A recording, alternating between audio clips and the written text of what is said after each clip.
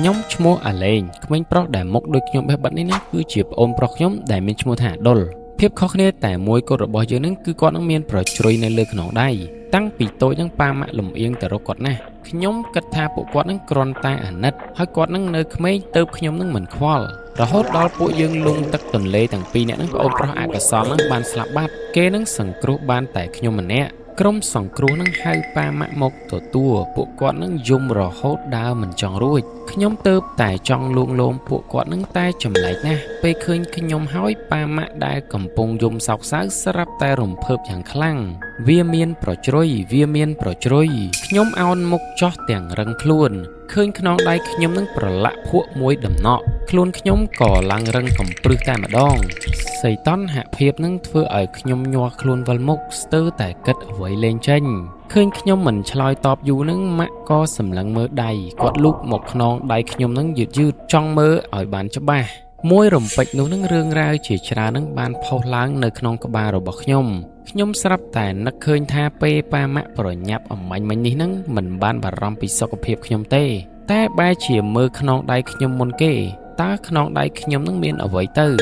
គឺមានតែប្រជ្រុយសម្គាល់ខ្លួនដូចនឹងប្អូនខ្ញុំតែពេលនេះកន្លែងនោះនឹងចៃដន្យប្រឡាក់ភក់ឃើញដៃម៉ាក់ចិត្តប៉ះខ្នងដៃរបស់ខ្ញុំនឹងតែវាជាដំណក់ភក់តូចមួយប៉ុណ្ណោះគ្រាន់តែជូតតិចវានឹងបាត់អស់ហើយខ្ញុំលេបទឹកមាត់ដោយមិនដឹងខ្លួនញើសហូរពេញថ្ងាសចុះបើម៉ាក់ដឹងថាខ្ញុំមិនមែនជាប្អូនទៅវិញនោះពេលវេលានឹងហាក់ដូចជាដើរយឺតណាស់ខ្ញុំស្រាប់តែនឹកឃើញរឿងមួយប៉ាម៉ាក់ទើបតែដឹងថាកូនទាំងពីរនឹងពេលស្រង់បានតែម្នាក់ទឹកមុខគាត់នឹងខូចចិត្តដូចជាជីវិតនឹងត្រូវបំផ្លាញតែម្ដងតែពេលឃើញប្រឡាក់ភក់លើដៃខ្ញុំហាក់ដូចជាយល់ខុសទាំងស្រុងមួយរំពេចនោះនឹងខ្ញុំឃើញច្បាស់ម៉ាក់បញ្ចេញទឹកមុខត្រេកអរពួកគេបែរជាសប្បាយចិត្តចំពោះការស្លាប់របស់កូនម្នាក់ទៀតមិនបារម្ភសូម្បីបន្តិចពេលនោះខ្ញុំស្មានថាពួកគេនឹងសប្បាយចិត្តដោយសារតែខ្ញុំនឹងបានជួយថែមទាំងល្ងងចង់ទៅលួងលោមពួកគាត់ទៀតពេលម៉ាក់រៀបនឹងប៉ះខ្នងដៃខ្ញុំនឹងរាងកាយខ្ញុំនឹងសម្រេចចិត្តមុនគាត់ដកដៃនឹងចុះទៅក្រោមយ៉ាងលឿនខ្ញុំងើបមុខមើលម៉ាក់មិនទៅនឹងមកអញ្ចឹងខ្ញុំនឹងខ្លាចណាស់ម៉ាក់ខ្ញុំក៏ស្រក់ទឹកភ្នែកពោពេញដោយក្តីបារម្ភអាឡេងមិនកូននឹងលងទឹកអញ្ចឹងបងប្រុសឯងនឹងទាញឯងនឹងទៅហែទឹកមែនអត់មើលថែមនុស្សមិនបានផងធ្វើជាបងប្រុសគេយ៉ាងម៉េចពិតជាគ្មានបានការមែនប៉ានឹងដកដង្ហើមធំនៅក្បែរនោះសំណាងឲ្យប៉ាឲ្យឯងនឹងរៀនហែលទឹកទើបអាចហែលបានខ្លះបើមិនអញ្ចឹងនឹងប៉ានឹងមិនហ៊ានគិតទេបើកូននឹងមិនត្រូវបានគេជួយនឹងតើប៉ាម៉ាក់នឹងរស់យ៉ាងម៉េចទៅម៉ាក់នឹងងក់ក្បាលយល់ព្រមសំណាងឲ្យដែលបងឯងនឹងស្លាប់ទោះយ៉ាងណានឹងគាត់សុខភាពខ្សោយល្ងងទៀតស្លាប់ក៏ស្លាប់ទៅប៉ាមានទឹកមុខធូរស្រាលសំណាងឲ្យដែលកូនរស់ពេលនោះមេឃនឹងចាប់ផ្ដើមធ្លាក់ភ្លៀងទោះបីយ៉ាងណាក៏ដោយខ្ញុំនឹងនៅតែមានអារម្មណ៍រងាបាត់ជើងខ្លាំងណាស់ខ្ញុំនឹងខំខំបបោមាត់កុំឲ្យយំដាច់ខាតព្រោះបើយំចេញមកខ្ញុំនឹងត្រូវបែកការហើយខ្ញុំដឹងថាប៉ាម៉ាក់នឹងលំអៀងតែមិននឹកស្មានថាលំអៀងដល់ថ្នាក់នេះសោះទាំងដែលខ្ញុំនិងប្អូនប្រុសនឹងមុខដូចគ្នាបេះបិទសូម្បីតែសរសៃសក់នឹងក៏ដូចគ្នាដែរបើពាក់អាវដូចគ្នានឹងសូម្បីប៉ានឹងក៏ចំណាំពួកយើងមិនបានផងខ្ញុំតែងតែគិតថាពួកគាត់នឹងគ្រាន់តែលំអៀងតែក្នុងចិត្តនៅតែស្រឡាញ់ខ្ញុំដែរតែមិននឹកស្មានថាពួកគាត់នឹងមិនសោកសៅនឹងការស្លាប់របស់ខ្ញុំសោះពេលនោះនឹងម៉ាក់បានដើរមកចិត្តខ្ញុំហើយស្ទាបថ្ងាសខ្ញុំមិនក៏ឯងនឹងក្តៅខ្លួនម្លេះគ្រុនក្តៅមែនទេកូនទៅពាក់អាវសើមនៅខាងក្នុងមែនអត់ឆាប់ដោះចេញទៅប្រយ័ត្នផ្ដាសាយឮម៉ាក់និយាយខ្ញុំនឹងក៏ភ្ញាក់ព្រឺតប្រញាប់ទាញភួយមុខដណ្ដប់ឲ្យចិត្តទៅដោះមិនបានទេខ្ញុំស្រាប់តែនឹកឃើញពេលចេញក្រៅព្រឹកមិញហ្នឹងខ្ញុំនិងប្អូនប្រុសហ្នឹងពាក់អាវខុសគ្នាបើបើកភួយចេញពេលនេះនឹងអត្តសញ្ញាណខ្ញុំនឹងត្រូវបែកធ្លាយមិនបានទេខ្ញុំត្រូវតែបង្វែរសាច់រឿងគិតដល់នេះនឹងខ្ញុំក៏និយាយទៅកាន់ម៉ាក់តើខ្ញុំជាអ្នកសម្លាប់បងប្រុសមែនអត់បើមិនមែនដោយសារខ្ញុំនឹងចង់លេងលួចចោះទៅលេងទឹកទន្លេទេបងប្រុសក៏មិនត្រូវទឹកគួចយកទៅដែរពេលនេះនឹងខ្ញុំទ្រាំលេងបានទៀតហើយក៏ស្រក់ទឹកភ្នែកមកឃើញខ្ញុំម៉ាក់នឹងក៏ប្រញាប់ជូតទឹកភ្នែកឲ្យខ្ញុំហើយភ្លេចរឿងបដូរខោអាវបាត់ទៅអាលេងកុំយំអីមិននឹងអាចបន្ទោសកូនទៅមកពីបងប្រុសកូននឹងវាអាភ័ព្វខ្លួនឯងទេធ្វើជាបងត្រូវតែការពារប្អូនហើយតែគាត់នឹងបែរជាមិនចេះហែលទឹកហើយសយទៀតបន្ទោសអ្នកណាបើដឹងទិញធានារ៉ាប់រងឲ្យហើយស្លាប់លឿនយ៉ាងនេះថ្លៃទឹកដោះហ្នឹងក៏មិនទាន់បានយកខាត់អស់ហើយឮពាក្យលួងលោមរបស់ម៉ាក់ហ្នឹងខ្ញុំបែរជាមានអារម្មណ៍ថារងាជាងមុន ប្រសិនអ្នកស្លាប់នឹងពិតជាខ្ញុំមែននឹងការលះបង់ដើម្បីការពារប្អូនប្រុសនឹងតើត្រូវគេមើលរំលងយ៉ាងម៉េចទៅសូម្បីទឹកភ្នែកមួយដំណក់ក៏គ្មានដែរពេលនោះអ្នកពន្លត់អាគីភ័យប្រាប់ប៉ាម៉ាក់ទាំងសោកស្ដាយថាសោកស្ដាយដែលយើងមកយឺតក្មេងពីរនាក់នេះសង្គ្រោះបានតែម្នាក់ទេម្នាក់ទៀតនឹងត្រូវទឹកហូរទៅខាងក្រោមទឹកហូរខ្លាំងណាស់មិត្តរួមការងារខ្ញុំនឹងទៅរកយូរហើយតែរកមិនឃើញសោះសាកសពប្រហែលលិចបាត់ហើយទឹកជ្រៅណាស់ស្រង់មិនបានទេ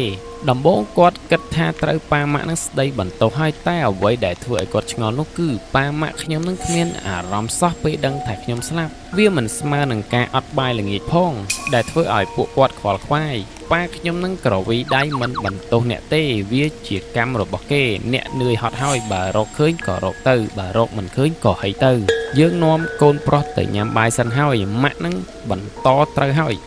យពួកខ្ញុំនឹងទៅសិនហើយអាលេងគាត់នឹងរងាហើយឃ្លានទៀតខ្ញុំត្រូវប្រញាប់ទៅស្ងោរទឹកខ្ញីឲ្យគាត់ប្រយ័ត្នគាត់នឹងផ្ដាសាយឮសម្ដីប៉ាម៉ាក់ហើយនឹងអ្នកពន្លត់អគីភ័យរៀងឆ្ងល់ពេលមកដល់យំនឹងសឹងស្លាប់មិនពេលឮដំណឹងអាក្រក់បែរជាធ្វើដូចគ្មានរឿងអ្វីទៅវិញកុំថាឡើយគាត់សុំឲ្យខ្ញុំនឹងក៏មិនគួរឲ្យជឿដែរខ្ញុំចេះតែលួងខ្លួនឯងប្រហែលប៉ាម៉ាក់គ្រាន់តែភ្លាមគាត់មិនអាចទទួលយកការសាប់របស់ខ្ញុំទើបលាក់អារម្មណ៍ខ្លួនឯងកុហកខ្លួនឯងថាមិនខ្វល់តែមានអ្នកណាមិនស្រឡាញ់កូនខ្លួនឯងនោះខ្ញុំពិតជាមិនជឿសោះតែទឹកមុខប្រងើយកន្តើយរបស់ពួកគាត់នឹងនៅតែដកជាប់អារម្មណ៍របស់ខ្ញុំ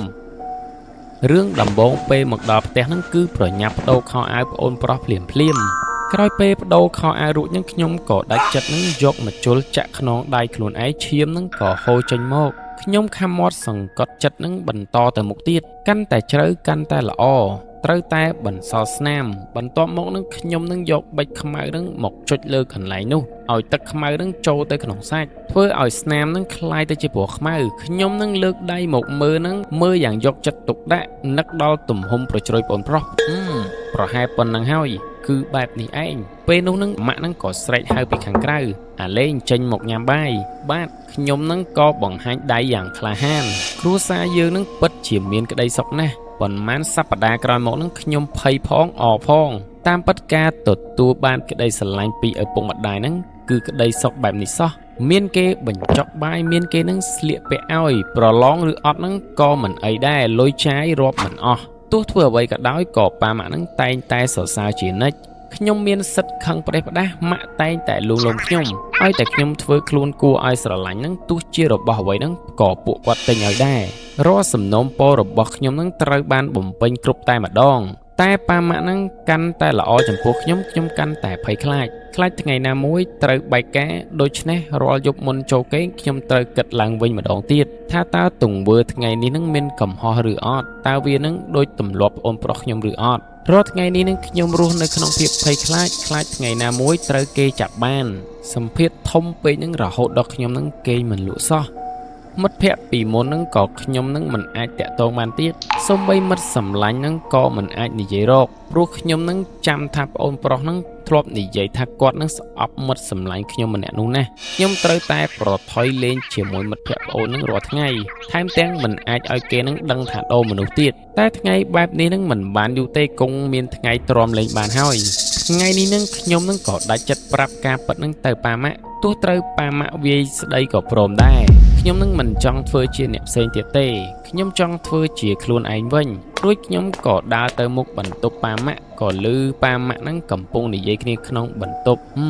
កូនគួរឲ្យអាណិតណាស់ត្រូវទឹកគួចទៅទាំងទឹកជ្រៅបែបហ្នឹងពេលកូនលងទឹកយើងនឹងមិននៅក្បែរសោះច្បាស់ជាខ្លាចខ្លាំងហើយមើលទៅគិតទៅខ្ញុំឈឺចាប់ណាស់សំឡេងប៉ាម៉ាក់នឹងស្ដាប់ទៅឈឺចាប់ហើយខូចចិត្តជាខ្លាំងប៉ាក៏ដកដង្ហើមធំទើបដឹងថាប៉ាម៉ាក់នឹងក៏ខូចចិត្តព្រោះខ្ញុំស្លាប់ដែរមិនមែនមិនខ្វល់ដូចថ្ងៃនោះឡើយខ្ញុំនឹងដឹងច្បាស់ណាស់ច្បាស់ជាប៉ាម៉ាក់នឹងរងការប៉ះទង្គិចផ្លូវចិត្តខ្លាំងពេកទើបព្យាយាមលាក់អារម្មណ៍ពិតបោកខ្លួនឯងថាមិនខ្វល់ការពិតពួកគាត់នឹងនៅតែស្រឡាញ់ខ្ញុំទីបំផុតនឹងខ្ញុំក៏អស់បារម្ភខ្ញុំទន្ទិញពាក្យសារភាព10ដងក្នុងចិត្តត្រូវតែសារភាពកំហុសដោយស្មោះត្រង់ខ្ញុំនឹងប្រមូលសេចក្តីក្លាហានរួចរុញទ្វារចូលប៉ាម៉ាក់ខ្ញុំមានរឿងចង់ប្រាប់ម៉ាក់ឃើញខ្ញុំភ្លាមភ្នែកគាត់នឹងក៏ភ្លឺរលីងរលោងអាលេងមិនក៏ដឹងថ្ងៃនេះខួបកំណត់ម៉ាក់កូនម៉ាក់ពិតជាដឹងក្តីណាស់សមជាកូនប្រុសដ៏ល្អរបស់ម៉ាក់ឮម៉ាក់និយាយបែបហ្នឹងខ្ញុំនឹងក៏លេបពាក្យពិតទៅវិញ ចាំម៉ាក់នឹងញ៉ាំនំហើយចាំប្រាប់ចោះប៉ាឃើញខ្ញុំនឹងយកនំមកឲ្យម៉ាក់ក៏និយាយទាំងពេញចិត្តថាពិតជាកូនប្រុសល្អរបស់ប៉ាម៉ាក់មែនមិនខកបំណងដែលម៉ាក់ឯងនឹងទើបរំលឹកថាពេលឯងលងទឹកនឹងយើងមិននៅក្បែរធ្វើឲ្យម៉ាក់ឯងនឹងភ័យខ្លាំងណាស់មានន័យថាម៉េចអំបញ្ញមិញហ្នឹងមិនមែននិយាយពីខ្ញុំទេឬមិនក៏ខ្លាចជាប្អូនប្រុសខ្ញុំទៅវិញមិនហើយសំណាងហើយដែលអាលេងនៅរស់គិតដល់ពេលកូននឹងត្រូវទឹកគួចហ្នឹងម៉ាក់ពិតជាខ្លាចណាស់ខ្ញុំនឹងរឹងខ្លួនទប់មាត់មិនបានក៏សួរថាចោះបងប្រុសវិញពេលនិយាយដល់ខ្ញុំនឹងភ្នែកម៉ាក់នឹងពោពេញដោយគំនុំដូចជាចង់សម្លាប់ខ្ញុំអញ្ចឹងនិយាយពីវាធ្វើអ្វីចង់រៃណាស់ស្លាប់លឿនគ្មានបានការខាតបាយចិញ្ចឹមវាគិតថាប៉ុន្មានឆ្នាំទៀតវាពេញវ័យរៀនពូកែទៀតថ្លៃទឹកដោះនឹងអាចបានទ្វេដងហាហើយម៉ាក់នឹងមិនឲ្យបងរៀនមហាវិទ្យាល័យទេម៉ាក់បាននិយាយទាំងកំរុះកំរើយរៀនធ្វើអ្វីខាតលុយនោះនឹងទុកបញ្ជូនកូននឹងទៅរៀននៅបរទេសអាលេងកូនចង់ទៅរៀនសិល្បៈនៅបរទេសអត់ខ្ញុំនឹងខំថ្មិញយ៉ាងណែនគ្រួសារលីដែលម៉ាក់និយាយនឹងគឺជាស្ត្រីចំណាស់នៅក្បែរនោះធ្លាប់វាយប្តីស្លាប់ 4-5 នាក់ហើយប៉ានឹងគិតមួយសន្ទុះក៏សួរម៉ាក់ថានៅស្រុកកំណើតនឹងមានរៀបការខ្មោចសាក់យកថ្ងៃខែកំណើតអាដុលទៅសាក់មើលអាដូននឹងលងទឹកស្លាប់នឹងគេអាចនឹងមិនយកទៅដឹងឬពាក្យអ្នកទាំងពីរនឹងខ្ញុំគៀងស្មារតីភ្លាមតែពេលនោះនឹងទើបខ្ញុំយល់ថាតាមពិតនឹងប៉ាម៉ាក់មិនស្រឡាញ់ខ្ញុំសោះឃើញខ្ញុំផ្លឹកនឹងម៉ាក់ក៏សួរថាអាដុលឈប់និយាយពីបងឯងទៅចង់រៃណាស់អំបញ្ញមិញនឹងកូនមានរឿងចង់ប្រាប់ម៉ាក់មែនអត់ខ្ញុំនឹងលេបទឹកមាត់ទាំងភ័យហើយនិយាយតិចៗថាម៉ាក់ថ្មីនេះមានចេញសបែកជើងប៉ាតាម៉ាក់ល្បីមួយយើអាក្មេងខូចម៉ាក់ដឹងថាយប់ម្លេះយកនំមកឲ្យម៉ាក់នឹងច្បាស់ជាមានបំណងហើយម៉ាក់នឹងមិនដឹងចិត្តកូនឬខ្ញុំនឹងក៏ធ្វើរឹកមញែកមញក់ម៉ាក់ទិញនឹងឲ្យខ្ញុំទៅណាបានម៉ាក់នឹងព្រមតាមឯងទាំងអស់ខ្ញុំសម្លឹងមើលភ្នែកម៉ាក់រួចសួរភ្លាមថាម៉ាក់បើថ្ងៃនោះនឹងអ្នកត្រូវជួយសង្គ្រោះនឹងជាបងប្រុសនឹងបើខ្ញុំនឹងជាអ្នកស្លាប់វិញមិនទាន់និយាយចប់ផងមុខម៉ាក់នឹងប្រែជាខ្មៅស្រពោនភ្លាមគាត់នឹងសម្លឹងភ្នែកខ្ញុំនឹងយ៉ាងធំបើឯងស្លាប់នឹងបងប្រុសឯងនឹងគុំសង្ឃឹមថារស់ដែរម៉ាក់នឹងជូនគាត់ទៅកំដរឯងមួយរំពេចនោះនឹងឈាមខ្ញុំនឹងត្រជាក់ឡើងកកតែម្ដងញើសនឹងត្រជាក់ពេញខ្នង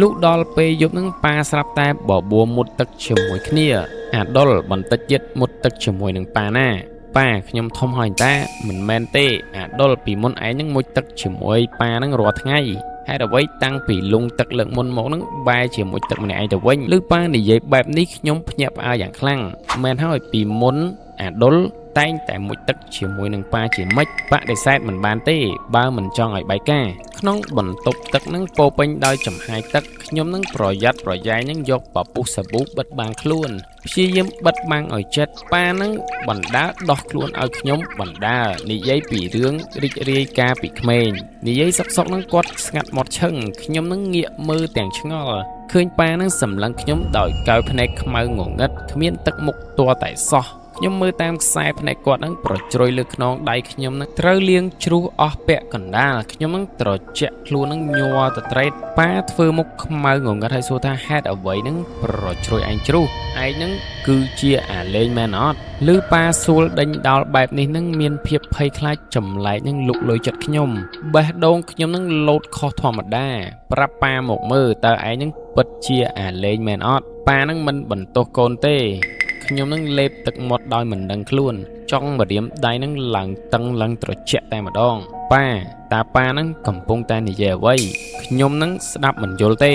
ចោះឯងនឹងប្រាប់ប៉ាមើលហេតុអ្វីប្រជ្រុយឯងនឹងវារបើកនេះពិតជាប្រជ្រុយមែនអត់រោមខ្ញុំនឹងបាសជ្រងភ្លាមគិតយ៉ាងម៉េចពេលនេះនឹងប៉ាដកដង្ហើមធំនិយាយតិចឯងនឹងក៏ជាកូនប៉ាដែរមិនក៏ប៉ានឹងចំណាំឯងមិនបានឯងធ្វើឲ្យប៉ានឹងខកចិត្តណាស់ខ្ញុំភ័យស្ទើរតែដកដង្ហើមមិនរួចបើគាត់នឹងដឹងបាត់តែហើយលែងខ្វល់ហើយសារភាពត្រង់មិនមែនទេប៉ាកំពុងបញ្ឆោតខ្ញុំដាច់ខាតមិនអាចសារភាពទេបេះដូងខ្ញុំនឹងលោតប្រញាប់ដោយភាពភ័យខ្លាចតែខ្ញុំនឹងធ្វើពុតជាខឹងប៉ាខ្ញុំខឹងហើយណាប៉ាបើប៉ាមិនចំណាំខ្ញុំបែបនេះខ្ញុំពិតជាអាដុលមែនណាពេលបន្ទាប់នឹងខ្ញុំនៅចំពោះមុខគាត់លើកខ្នងដៃឡើងបកប្រជ្រុយលើខ្នងដៃចេញមិនមែនទេនោះមិនមែនប្រជ្រុយទេគឺជាសម្លាកដែលរបកស្បែកក្រោយពេលបកសម្លាកចេញនឹងខាងក្រោមនឹងនៅតែជាចំណុចខ្មៅដដែល ឃើញប្រជ្រុយនៅតែមាននឹងខ្ញុំនឹងប្រញាប់ខឹងនិយាយថាប៉ាបែរជាចំណាំខ្ញុំថាជាបងប្រុសទៅវិញខ្ញុំស្អប់ប៉ាណាស់ខ្នងដៃខ្ញុំនឹងគ្រាន់តែមុតថ្មដោយអចេតនានៅថ្ងៃនោះទើបមានសម្លាក់ពីលើបែបនេះបើគ្មានប្រជ្រុយនេះទេប៉ានឹងចំណាំខ្ញុំមិនបានទេឬប៉ាថាប៉ាស្រឡាញ់ខ្ញុំជាងគេប៉ាកុហកខ្ញុំពេលនេះខ្ញុំនឹងកំពុងភ្នាល់ថាប៉ានឹងបែងចែកពួកយើងនឹងមិនដាច់ទេឃើញប្រជ្រុយលើដៃខ្ញុំនៅតែមាននឹងប៉ានឹងក៏លួងលោមខ្ញុំភ្លាមខ្ញុំនៅតែពេបមាត់ខឹងងងក់រហូតដល់ខ្ញុំនឹងព្រមនិយាយរកឲ្យគាត់នឹងទិញស្បែកជើងម៉ាក់ល្បីនឹងឲ្យខ្ញុំមិនអី